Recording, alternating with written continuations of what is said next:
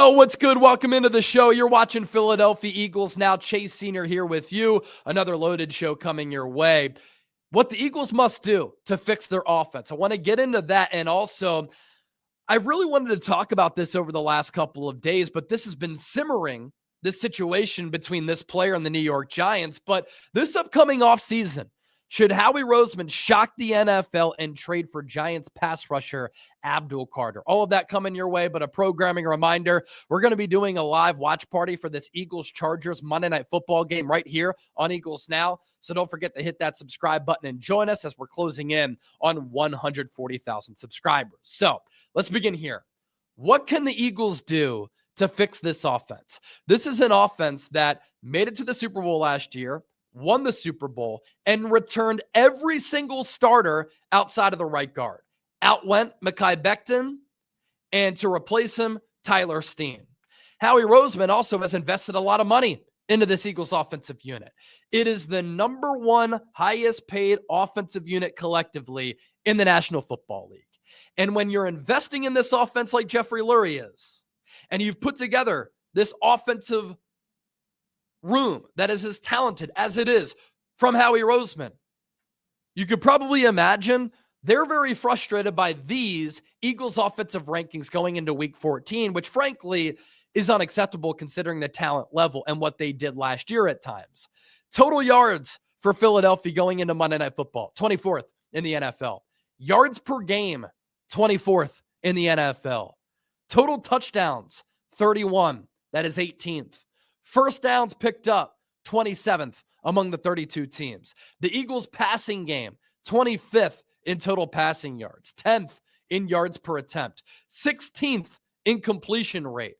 Now, Jalen Hurts has kept the ball out of harm's way. He only has 2 interceptions this year. That's the fewest in the NFL. But this offensive line has been horrendous considering all the dogs up front who were so great last year. And this is really what's shocking to me is that they're getting bullied and they're getting pushed around and they're getting backed into the lap of Jalen Hurts or right into the face of Saquon Barkley so that he has nowhere to go. The Eagles are 22nd in rushing yards this season. They are 24th in yards per carry. And their situational offense isn't good either outside of their red zone touchdown efficiency rate. Third down percentage, 28th. Fourth down rate, 13th. Even the tush push isn't working any longer. Their red zone touchdown scoring percentage is number 1 in the NFL. And even Jake Elliott has struggled after a hot start to the year. The Eagles' field goal percentage, 29th. And like Nick Sirianni has said, and I believe him when he says this, there's not just one thing to blame, one thing to pinpoint, and one person to blame for this offense struggling. There are so many reasons for why this Eagles offense has had the litany of issues that it's had. Jalen Hurts is playing poorly since the bye week, and he's really been up and down all season long. He'll have some really elite stretches and bad stretches. The offensive line for Philadelphia, a major disappointment. Last year, you're thinking this offensive line was going to be the pillar of this ball club for many years to come because outside of Lane Johnson, everybody pretty young.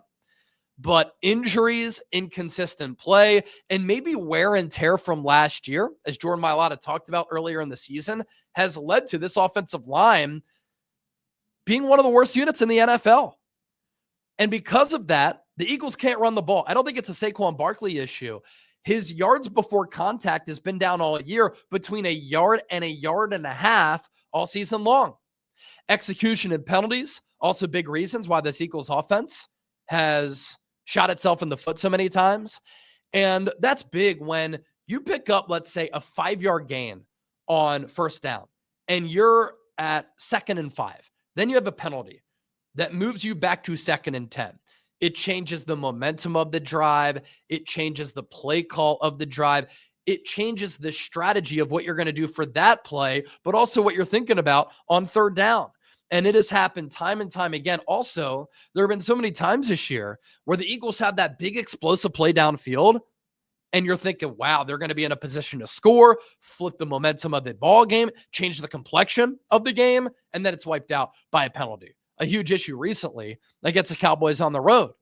And then also another issue or issues with this Eagles offense. The scheme and the play calling absolutely stinks. Now, Nick Sirianni did say this, and maybe this has some people hopeful, that with this offense, everything was being evaluated during the mini bye because the Eagles played on Friday and then play again, obviously, on Monday against the Chargers. Sirianni added, we'll think about some different things that we want to do, scheme, everything. I don't think it benefits for me to share what that is. That's fine. A lot of coaches like to keep things close to the vest, and for competitive advantages, you don't want to have to unveil those reasons. Now, Nick Foles did say after that Black Friday defeat, maybe an option could be putting Kevin Patullo up in the booth so that he can call the offense from there. That gives you a bird's eye view of the offense, and you're able to maybe sequence plays a little bit better, get into more of a play calling rhythm, and you're able to identify and see coverages, which can help you sequence and call those plays throughout a ball game. And some coordinators like to be up in the booth. Joe Brady of the Buffalo Bills, for instance, Vic Fangio with the Eagles. But I don't think that's going to be the move that Patullo goes with. He even said, I haven't been up in the booth in 9, 10, 11 years, I think he said. He values his communication with his players, which I totally understand. I do think, though, there are some things that the Eagles can do to fix some of their offensive issues with Kevin Patullo as the offensive coordinator. And those of you who watch this show, you know that I've shared my thoughts on this, that I would have fired him. I don't think he's done a good enough job this year. And I think this Eagles offense, which has been lifeless, needs some life. And somebody needs to light a fire under this offense. Because when I was watching that game on Black Friday against Chicago, to me, it looked like the Eagles didn't have any belief in what was being called or the offensive system. And you have Scott Loeffler on the staff as quarterback's coach. You have Parks Frazier, who's also called plays before on the offensive staff. I think they could do a better job than Patullo. But with Patullo as OC, and maybe against the Chargers, if they flatline again, Sirianni's hand will be forced by Lurie and Roseman.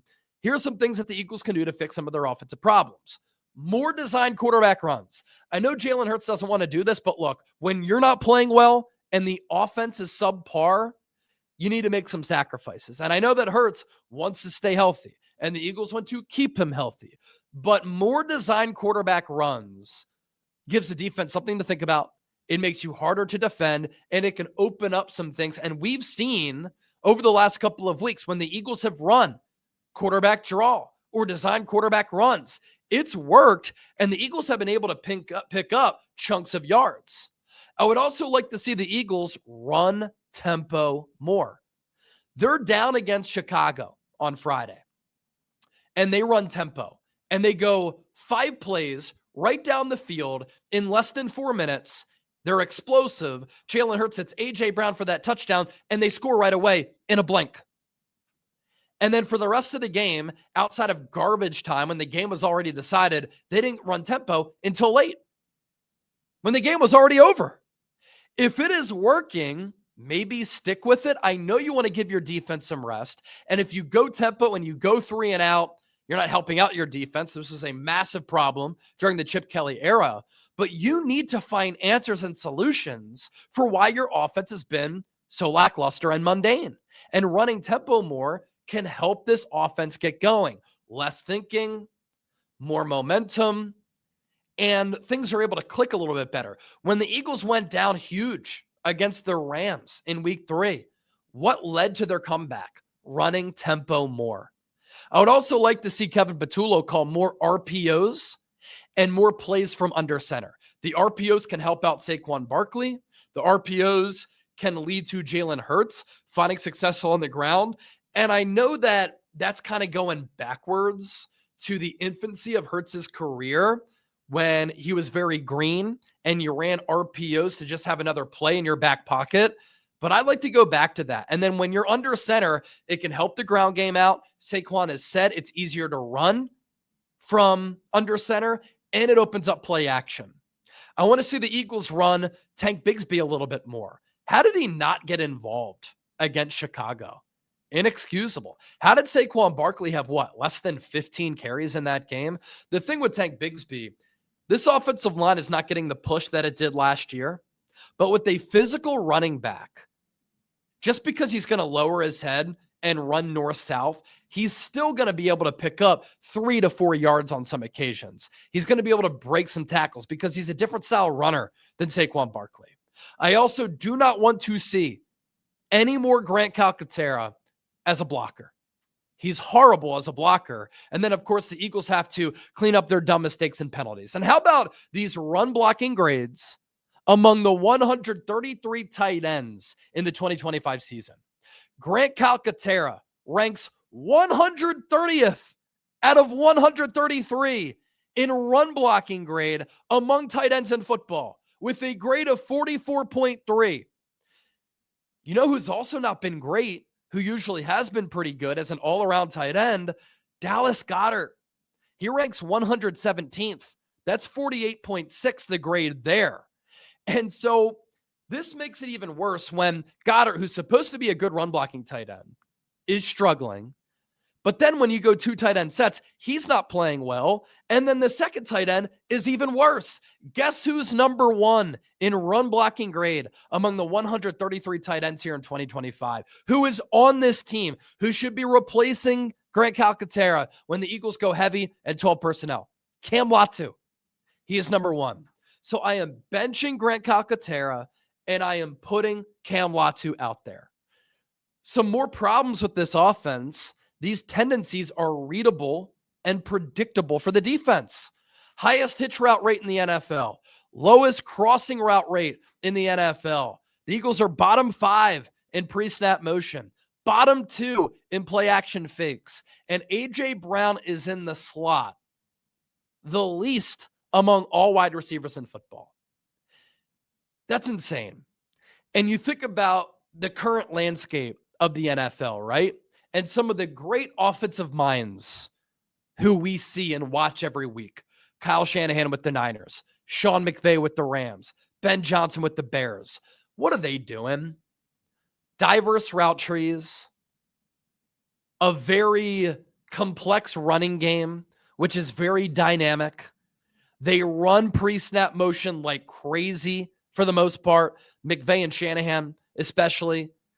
They get the play action game going, and they will scheme players open. They will put players in a position to succeed, like having A.J. Brown in the slot where he's matched up against slot corners, linebackers, and safeties.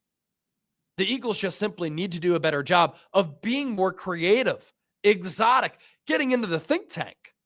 And part of this is a Nick Sirianni problem. I also want to get to this.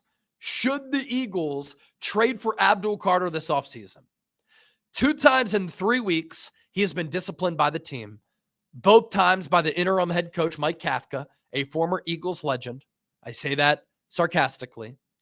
The Giants right now are an absolute dumpster fire. There were some issues with Abdul Carter at Penn State that are coming to the surface right now. I used to cover Penn State. That was my previous job prior to covering the NFL here at Chat Sports. I heard some of these whispers. Micah Parsons had them as well. And you're seeing Abdul Carter kind of act like a jackass with the Giants. He denied any questions and didn't answer any questions the other night after that Monday night loss against the Patriots and didn't have any reasoning behind why he's been disciplined by the team. But this is where it's kind of interesting, right? Abdul Carter is from Philadelphia. He grew up an Eagles fan. He went to the Super Bowl in New Orleans with his dad. He was seen posing with the Lombardi Trophy and a Let's Hunt shirt alongside Jalen Carter. Abdul Carter is a player who Howie Roseman coveted in the pre-draft process, but the Eagles weren't in a spot where they were going to have a top 5 pick to take him. Howie values edge rushers in general. He was looking at a trade for Micah Parsons. He traded for Jalen Phillips. Their interest in Myles Garrett has been documented over the last several months. For a young player, a change of scenery potentially could be huge for Abdul Carter. The Eagles have the foundation and the cultural leaders to get him on track. That's part of the reason why the Eagles drafted Jalen Carter. Jalen Carter had all those issues coming out of Georgia, and the Eagles said, you know what? We have Jason Kelsey. We have Fletcher Cox. We have Brandon Graham, Lane Johnson, Jalen Hurts, Darius Slay. We have Jeffrey Lurie, Howie Roseman, Nick Sirianni in this staff. We can afford to draft a player like that because we have a culture. We have a standard. We have a foundation where when players come here, they know it's all about football. It's all about winning. It's all about a rich history. And they're not going to do some dumb things and mess up, hopefully, right? And you think about Abdul Carter at Penn State under James Franklin. They were winning a lot. They were one of the best teams in the country. They had national championship expectations year in and year out. Abdul Carter goes from that environment where they're churning out high-level NFL players all the time, playing in a bunch of big games, to the New York Giants, who have 2 wins, are a dumpster fire, and have no leadership and owner. Their GM stinks. Their head coach already got fired. And lastly, the Eagles have the draft capital in order to maybe make a trade. If it gets to a point where the Giants say, we got to get rid of the player, it's not working out here. Could you get him for a first and a second? And for those of you who say, no, that's too much, are you getting a player in the back half of the first round who's better than Abdul Carter? You're not. And you still have him under contract for the next 4 years if you do that. I loved him at Penn State. He was the number 1 player on my big board. I don't think that this happens, but boy, oh boy, wouldn't it be fascinating if the Eagles were to do that.